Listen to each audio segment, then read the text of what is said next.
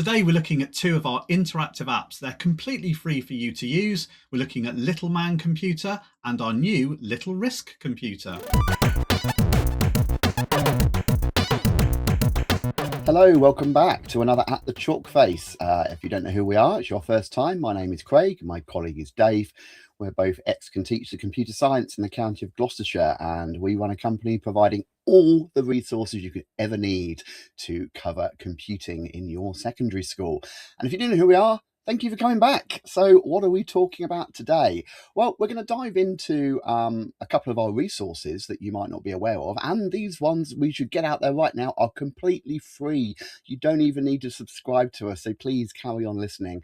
And we're also going to throw in a little healthy discussion about abstraction and some of the problems that can present us when we're teaching at an academic level, as opposed to the reality of the real world and how we deal with that.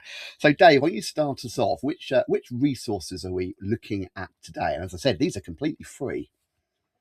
Yeah, they are. So let me just bring straight onto the screen our interactive apps. So if you haven't seen these already, you just need to head over to app.craiganddave.org and you will get to this website. Now, we've changed this up a little bit in recent weeks because there is now no longer a requirement for you to subscribe to our mailing lists and to download PDFs and bits and pieces. It's all now completely self-contained on the website, completely for free. So that is all you need.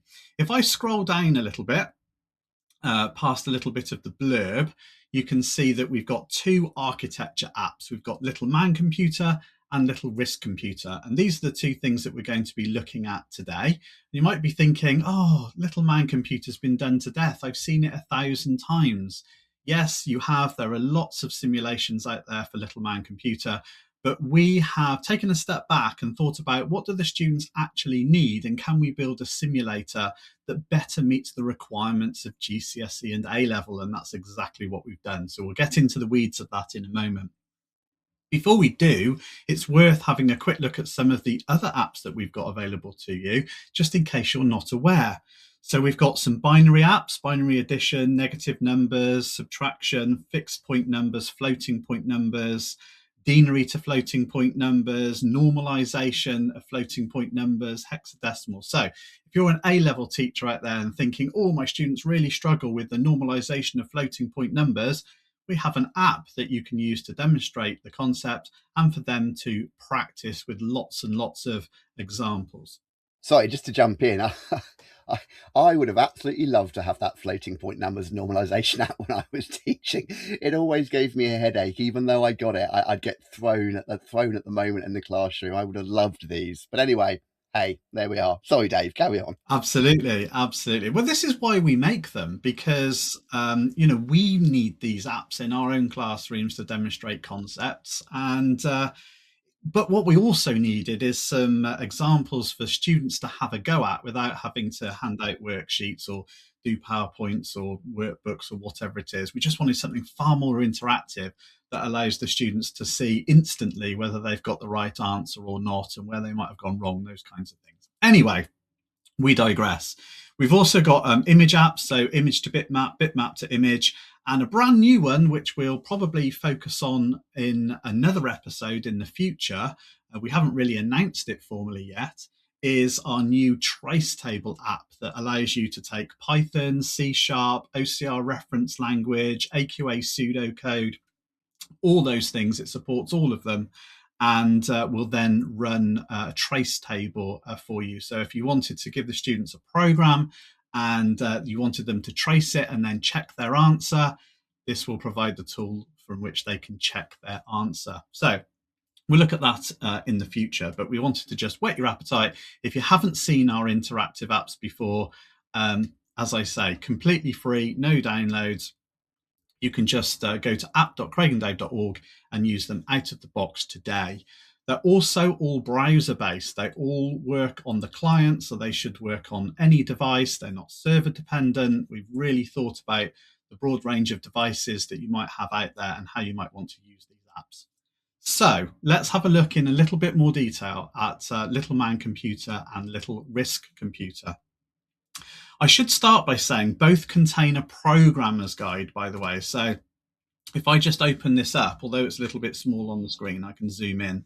There's a full syntax guide for both Little Man Computer and Little RISC Computer.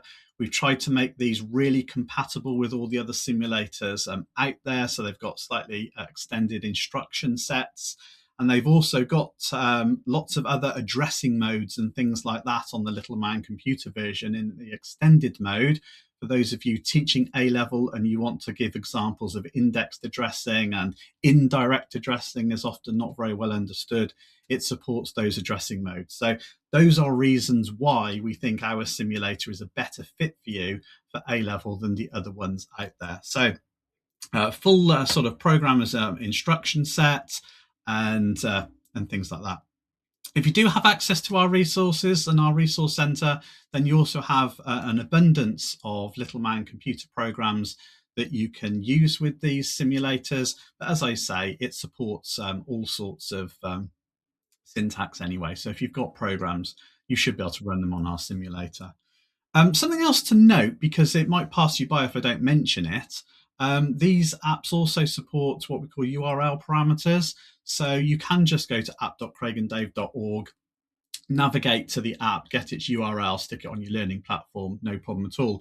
But it also supports some additional parameters. So if you wanted to set it up specifically for OCR or AQA, then you can do that by giving it some parameters.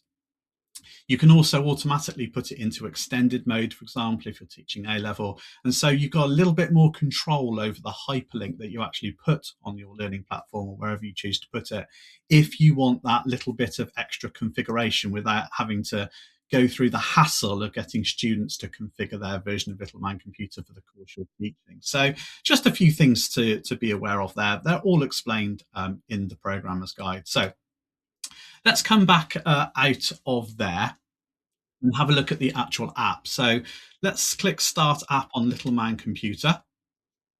And as I've said, it's all completely browser-based, so it should be really performant. This is not writing anything back to the server at all.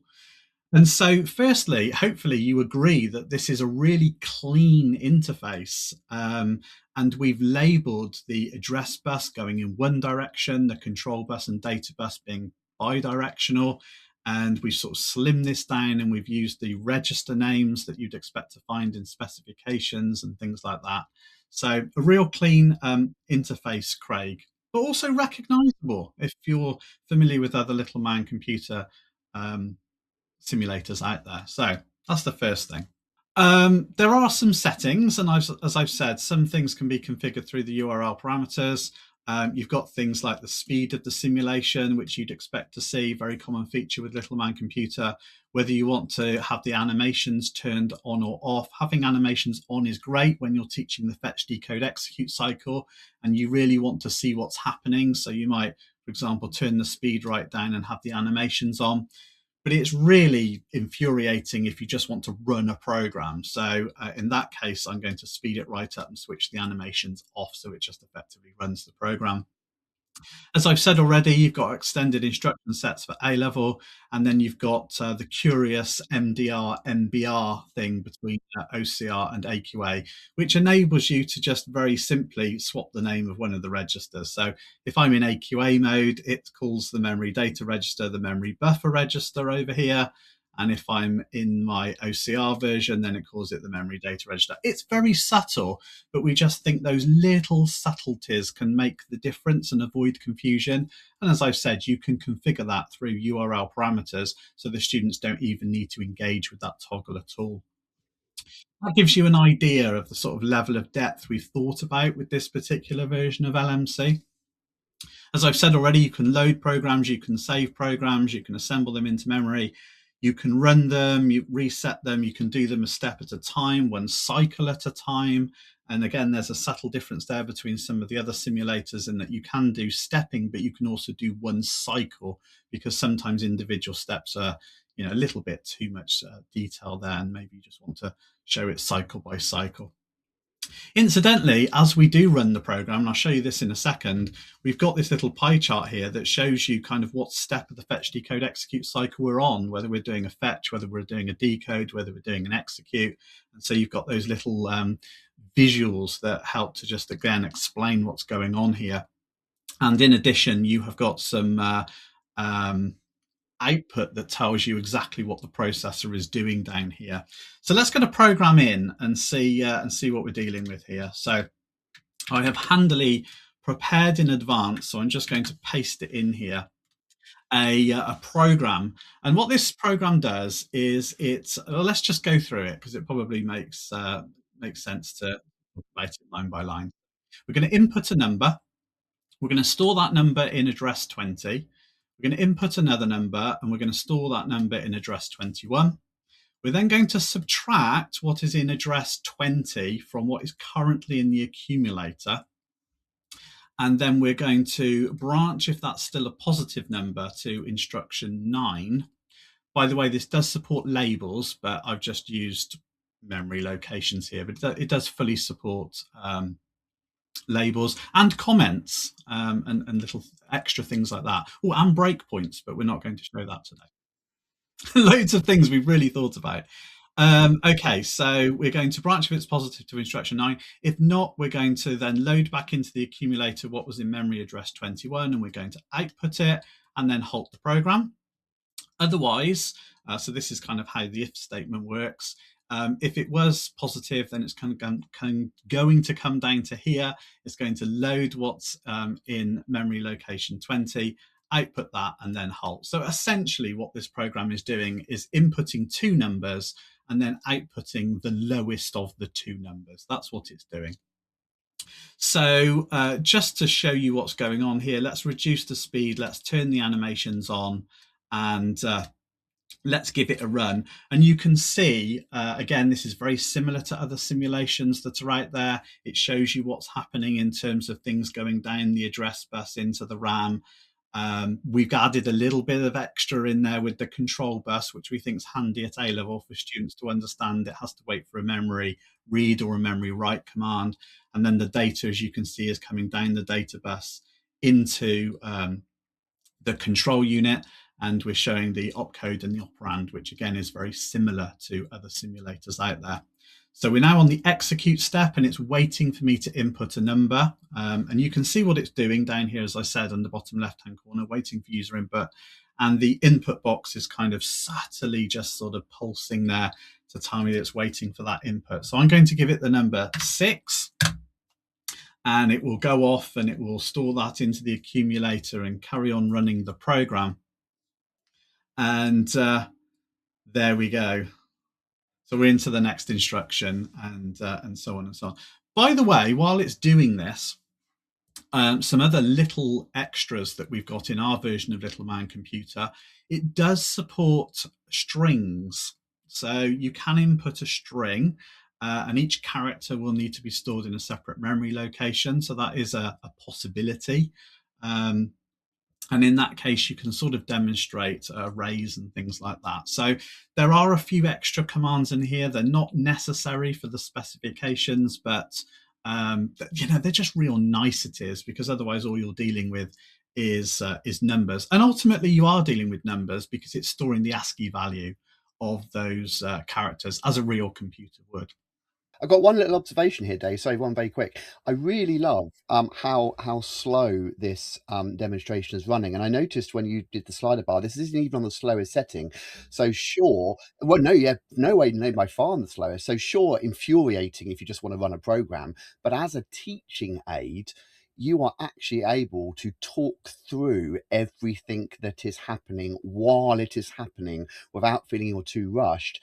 And if a student does fully understand this, you should be able to put a simple program in for the student and say, right, I'm going to pop the speed down, we're going to press play, and you're going to talk me through exactly what you're seeing as it happens. So I love that. As you said, very infuriating you just want to run a program, but then you just turn the animations off. But yeah, I really like that. Useful for teachers and students to kind of prove your understanding of what's going on as it's happening. Yeah, absolutely. And so it's now waiting for another input. So I'm just going to give it that, the number 9. And as we've already said, down in the bottom left, it tells you exactly what's going on. So if you're a teacher that's not very confident with this area of the specification, just read what it says on the screen. It says the input data is sent to the ACC. That's exactly what's going on here. And as soon as we get that number 9 in the accumulator, it then goes on to the next thing. So the address of the next instruction to the RAM via the address bus. So again, you can just read it out. You don't have a requirement to have the deep subject knowledge here. So what we're going to do is we're going to switch the animations off, and we're going to speed this thing up just so that we can get to a conclusion.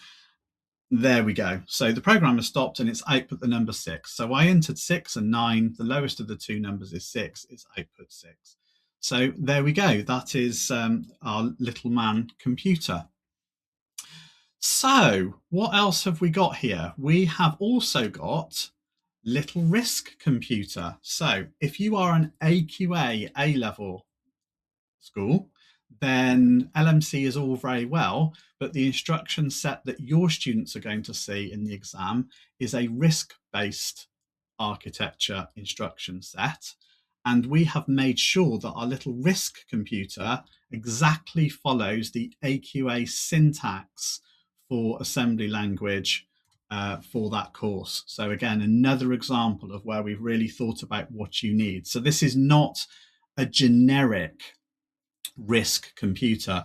This is one that is set up to make sure that it uses the instruction set for the AQA 7517 exam, and also being compatible with other RISC simulators out there. So it does support multiple instructions for the same thing, essentially. Right, what I'm going to do is I'm going to copy and paste in exactly the same program, just so that we're comparing like with like here. And here we go. So it's exactly the same program, but this is a good opportunity for a little bit of sort of subject knowledge enhancement there for those of you that are not very familiar with the RISC architecture. So what we're doing is we're inputting a number into register 1, and you'll notice that unlike the little man computer that only has one accumulator, here we have actually got 12 registers that we can use. Now, in a real RISC computer, there would be more than that. And yes, the program counter wouldn't be labeled the program counter. It would be register 15, etc. I get all that.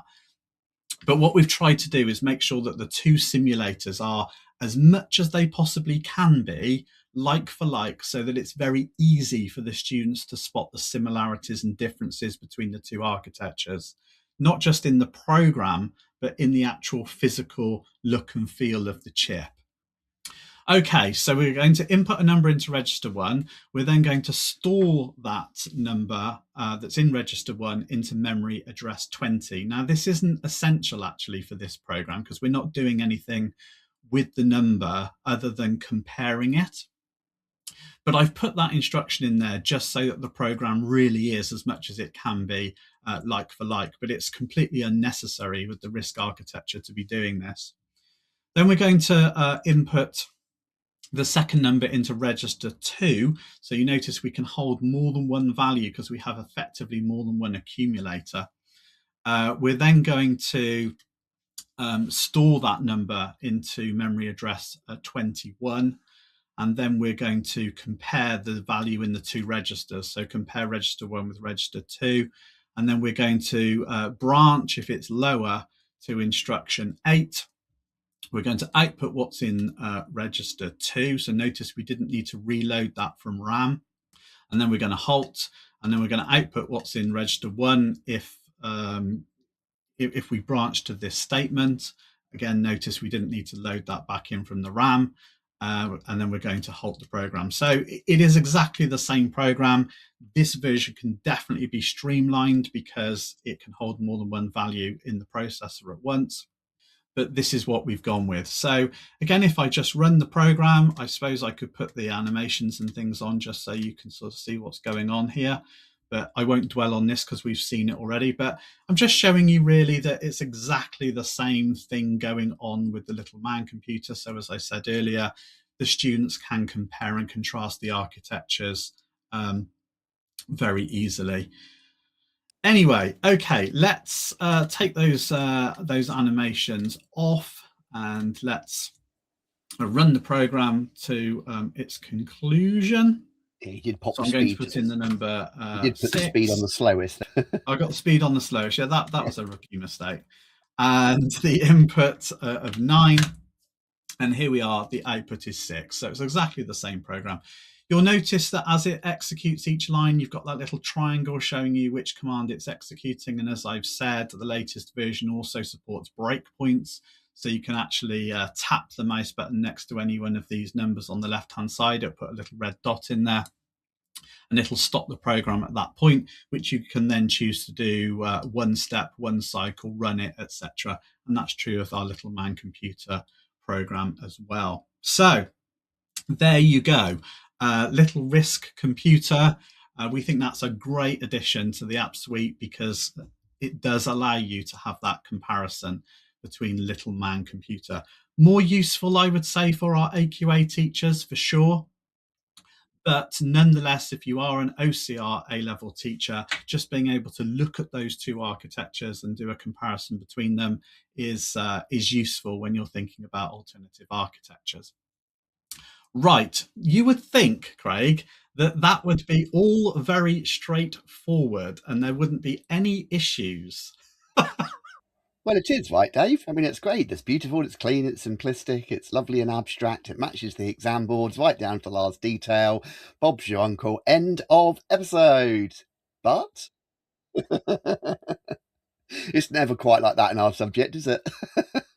It never is it? It never is.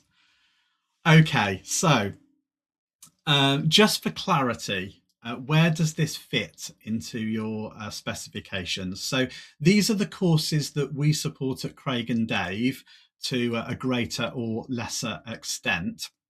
And I won't go through it line by line, but you can see that being able to use low-level languages features in all of the specifications one way or another. But here's a quick debate, Craig, before we go any further and look at some of the problems with with this Little Man Computer and Little RISC Computer. Quick debate between us, I suppose. At A level, I don't think you can argue that the students need to know some assembly code. They could get assembly code in the exam. As we've already said, for OCR, that would be Little Man Computer. For AQA, that would be Little RISC Computer.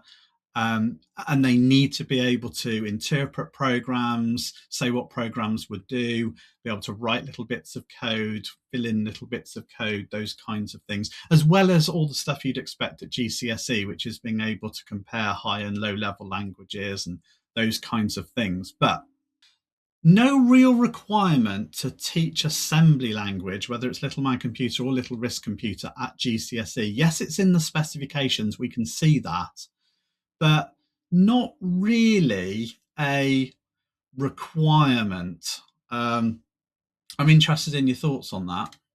Well, yeah, and this is why I think some teachers, stumble up a little bit. As you said, I know you weren't going into the details of the spec, but with that Cambridge OCR one, which is currently the most popular GCSE, it says characteristics and purposes of different languages, high level and low level. Okay, fine, fairly straightforward, but when you look at the nuance and additional guidance, it says no real need, not required understanding of assemblers, and it doesn't go into the specifics of Little Man Computing or give you a particular instruction set that you need to cover. But I think you are probably doing your students a disservice if you don't cover low-level languages with some kind of practical application like that, because that's an awfully abstract thing to talk just in the theory. And that, if you can't get that hook with the students, then something which they can't place very easily in the real world, it's very difficult for it to stick. So that's why we write exercise on it. That's why we support it. And that's why we taught it ourselves to our own GCSE classes. It's like, I really want you to understand the differences. And sure, I can just tell you high and low level, but let's just spend at least just half a lesson or one lesson before we do some programming, showing you what this looks like. Because it's like everything. So much of our subject is holistic. So you might argue I don't need to go to that depth, but when you show the stuff moving between registers, oh, I've already taught them about registers. And when you show the buses and then you're talking about memory, oh, I've learned about primary memory and secondary memory and the fact that there may be some super fast memory in the actual processor, but then there's memory adjacent, and I have to go. It ties all that together. So why wouldn't you do it? You might not be shown that simulation or be given obviously a program like that, but the ability just to ground that and fix it in the students' heads and tie into so many other theoretical concepts that you've covered, I think it would be a shame to miss it. You just don't sort of overly labour the point. At A level, yeah, sure, fine, it's definitely in there. They'll get programs in LMC for OCR. So absolutely, but I do think this is definitely worth introducing at GCSE for all those reasons. Yeah, I completely concur with you. The important thing that you said there is you don't have to dwell on it. What you're doing is exposing the students to what this thing is, because of course all their programming experience will be in something like Python. And so when you start talking about registers and data moving and instructions moving around registers, it'll be difficult for them to understand, well, I've got this Python code, how does that work with this, and why do we need these translators, what's going, it sort of all feels very disconnected. And I do think something like Little Man Computer, although it's a very simplistic simulation, not that the students would think that, it does tie all those things together exactly as you said. So I wouldn't be dwelling on it, but I would certainly be exposing the students at GCSE to a little bit of Little Man Computer, or indeed Little RISC Computer if you wanted to, just to help ground and link all these seemingly disparate, but they're very interconnected concepts together. Yeah, I was just thinking, I mean, some of the best moments in teaching, surely, especially with those exam classes, is those light bulb moments in the students. And sure, they're probably a bit rarer than we'd prefer as teachers, but this is one where you can get it. You know, I'd imagine for most of you out there, you've probably taught the processor architecture and registers fairly early on. A lot of people typically teach it as one of the first theoretical topics you do. So this is coming later. And then to be able to ground and pull some of that knowledge and see students, oh, so yeah, oh, of course. And now it's saying decode, and it makes so much more sense now. I kind of never really got it. Yeah, but at the time you turned around and said everything was fine, you had no questions. Yeah, of course I did. So yeah. Anyway, we do have another thing to touch on, though, don't we? I alluded to it at the very start of the video. Let's move on from that debate. Where are we going with this one, Dave? Knowing fully well what the answer is. And I'm sure a lot of teachers will groan and appreciate what we're about to say, but I think it's so important. We can't leave the episode really without touching on this. This is this reality versus academia and abstraction. Yeah, so let's bring that presentation back onto the screen so people can see. And what I've done here is I've put the two programs that I was just showing in the two simulators side by side. So we've got the Little Man Computer on the left-hand side, which is a CISC architecture, complex instruction set computer. And on the right, I've got the Little RISC Computer, the reduced instruction set computer program. And as I was at pains to say earlier, I've tried to write these two programs, as close to each other as I can, so that we can easily sort of compare them. And there are some issues that if you teach A level, you might spot and say, oh, this is a bit of a contradiction to what we need to be teaching and what students need to know in exams. So it's a real an interesting dilemma that they need to understand a certain instruction set, so you teach it, but that instruction set then breaks some of the theory that they need to know in order to answer theoretical questions on the difference between CISC and RISC architectures. And you might not notice this because it's subtle, which is why we thought we'd bring it to your attention so you know that you're not going mad. So let's have a look then. So I'm taking an example of a question from the OCR H446 A Level 2022 exam, question 1E, where students had to essentially discuss the differences between the CISC and the RISC architectures. Okay, and when you look at the mark scheme, this isn't everything in the mark scheme, but I've just picked out three important talking points. It says that CISC has more instructions. Well, that's interesting, because if you look at our programming guide, then you see that the Little Man computer has 18 instructions. And if you look at our Little RISC computer, there are 26 instructions. So that can't be right. It then gets worse.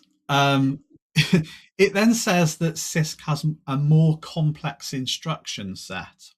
And if you look at a typical instruction from our program here, then you see that we want to store what's in the accumulator in memory address 21, which looks fairly simplistic on the CISC architecture, because we didn't need to refer to the accumulator because there's only one place where you're storing data inside the processor. But on the Little RISC computer, we had to state the register. So we had to say store register 2 in address 21. So the instruction looks more complex on the RISC computer. So that's problematic. And then finally, we've got RISC may require less RAM as the programs are smaller in the mark scheme. And to be fair, the word does say may, but we often teach that RISC programs take more memory because they require more commands to do the same operations, which is broadly true. However, in the program that we just used to demonstrate how the two architectures might decide which number is lower of two that we input, then we've got 11 instructions on the CISC architecture, but we've got 9 instructions on the RISC architecture. So it's like that, well, that's breaking as well. So as I say, I just picked out 3 things from the mark scheme to talk about, but you can just see from those 3 examples that what we're doing practically with the students doesn't match what they need to know theoretically. So why have we got such dilemmas? Well, it's all down to abstraction, because at the end of the day, Little Man computer is not a real architecture. You know, there is no chip called LMC. What there is a chip called the x86. And so Little Man computer is an abstraction of that chip, a really, really old version. In fact, it predates the x86 architecture, to be fair. And then we've got Little RISC computer. Well, there's lots of different types of RISC computer, and we've got a very simplified MIPS version here. It isn't necessarily, it isn't the full ARM architecture and things like that. So we've got a huge amount of abstraction to make the assembly language that we teach really simple for the students.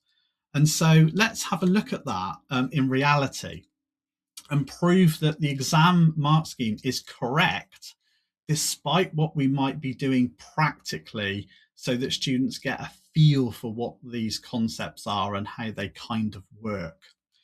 And to be honest, I probably wouldn't dwell on this too much with the students.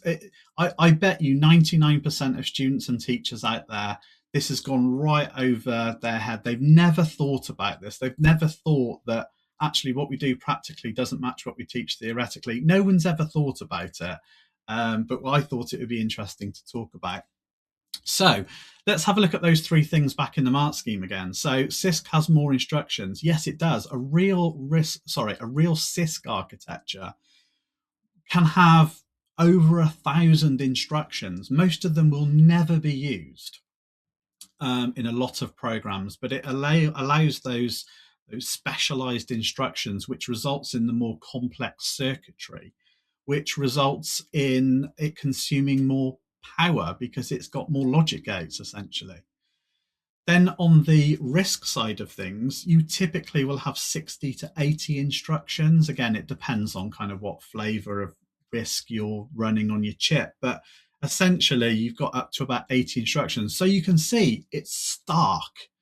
And so the instructions we've chosen and all the other simulators have chosen to implement is a very, very small subset of the actual commands available. And when you do that, you risk skewing it in the wrong direction, which is exactly what's happened in the simulators. It's not a fault of the Craig and Dave interactive apps, because as I said, we've made ours compatible with the other simulators out there. It's just a feature of all the simulators in the way that they've abstracted the instruction set. And the actual instructions they use aren't real syntax, as I've already said. So here might be an example of that. So CISC has more complex instruction set. That is true, but not in the example that we chose to give to our students there of inputting two numbers and outputting the smallest number, because we can see with a real CISC architecture, you don't need to make reference that you don't need to pull it. I need to be careful what I say here. Let me keep it really simple. Here, the instruction add plus 20 comma at 21. What that's doing is it's adding two memory locations without you having to put them into the registers. Now, let's not talk about what's actually happening under the hood here because it gets too complex, but I just want you to appreciate that we've done it in one command, right? We've added two numbers in one command. And more than that, the plus and the at means something. The plus means that this is an indexed address. So it's 20 locations beyond where we are. And the at is an indirect address. So what we're saying is the actual data that you want isn't in memory location 21. Memory location 21 contains the address of where you will then find the data. And so we are able to use these extended addressing modes with this CISC architecture.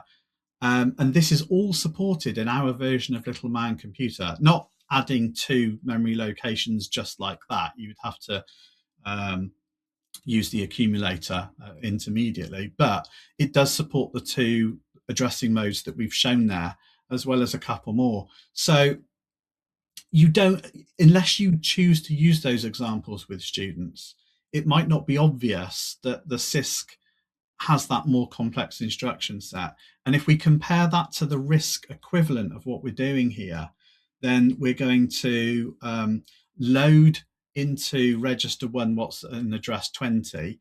We're going to load into register 2 what's in address 21. And notice that I have not got the option of doing indexed and indirect addressing because it doesn't exist in that architecture.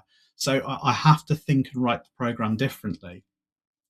But it's also got what we call this load store architecture, which means the only commands that can address the memory directly are load and store commands. Okay, so this load write command, for example, is the only command that is able to actually talk to the memory directly. That's very different to CISC, where you've got lots of instructions that can talk to the memory directly. And then finally, we're adding register 1 to register 2. So you can see from this example, it's 3 instructions versus 1. So there is the clear difference, but it was all down to the example that we chose to use and the simulator that we chose to use it on. So that brings us to my final point, really, which is that CISC may require less RAM as the programs are smaller. Yeah, it just so happens that the program that I chose, the CISC implementation was a little bit bigger. It was just the program I chose. But if you looked at a vast range of programs, real programs, not just tiny little functions that I wrote to output the smallest of 2 inputs, then you would see on balance, the RISC architecture does require more memory because it does require more instructions. And we can see that in the example above that I just gave with adding 2 numbers together in a memory location. So there you go. That is Little Man Computer, Little RISC Computer, and a much deeper conversation about some nuances about whether we should even bother teaching some of this stuff at GCSE or not. Go on. This has been a very Dave-dominated episode. Yeah, I was going to give you. Don't worry, I'm going to give you a chance. I was just going to say, or you know, at A level, some of these sort of concepts might have passed you by, but I think it was important to talk about them today because you might get that student who's very switched on, and we notice that particularly in the grammar schools that we taught at. Sometimes a student would just point out the obvious, and you had never noticed the obvious. You know, they'd say, hang on a minute, that program is actually smaller than that program. So what are you on about? And it would floor us, right? Because we'd be thinking, what? No, that shouldn't be the case. Yeah, I'm not going to add very much more. We've already had a 35-minute episode. I was just going to add in, you know, if you are a newer teacher to computing, or maybe you're a teacher still that's converted, and that you feel like maybe the subject knowledge is a little lacking at the high levels, and that that gives you worry. Please don't stress. This is this concept of abstraction and the fact that academia is different to reality exists throughout our subject, and indeed in academia across. And I often use the analogy, that when we first teach students in chemistry the structure of an atom, we draw it on a flat 2D plane and we show the atoms rotating. And that's fine because we're understanding the basics. You've got a nucleus here, and then you've got electrons in rings that spike. Great. Oh, yeah, sure. Some people say, "Oh, that's not how it is." You get to A level and all of a sudden they say, right, so that was absolute BS. So it's actually a 3D structure, and we're going to teach you about the angles. And there's actually certain angles that they bond to. And that's fine because we're deepening our understanding. And I've seen it lots of times. And it does frustrate me a little bit when a teacher just wanting a bit of support or a bit of help, or maybe they're a new teacher, they post on an exam board Facebook group, they ask a question, they ask some clarification, and then we get some wonderful doctor of something who's come from university off Reddit. Maybe they're not even a teacher, but they're in the group, and they go, "Well, actually, I think you'll find blah blah blah blah blah blah blah blah blah." And yes, fine, you are correct. But that's not helpful for the teacher, and definitely not helpful for the students.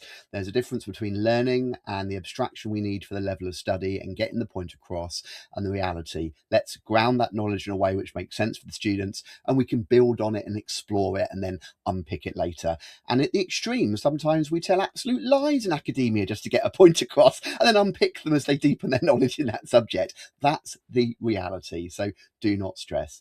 And it's worth saying, if you are a newer teacher and you want help and support, Dave and I obviously limited our capacity, but we're always open to answering questions. You can reach out to us directly at admin@craiganddave.co.uk. Ask us questions. If we have availability, we're happy to jump on a brief sort of call with you as well. And we do offer the option, to do virtual team department meetings. We do a few of those if you want us. Our capacity is limited, but we will help as much as we can, and we do respond to all the emails that you send in. Dave, any sort of final closing thoughts or comments before we wrap up for today? Yeah, so I was just going to double down on what you said there about layers of abstraction and the difference between truth and reality. And we get it quite a bit. People that are not in the teaching sphere are watching our videos on YouTube because they're out there in the public domain. And they write to us and they say, "Oh, I've just watched this video on XYZ.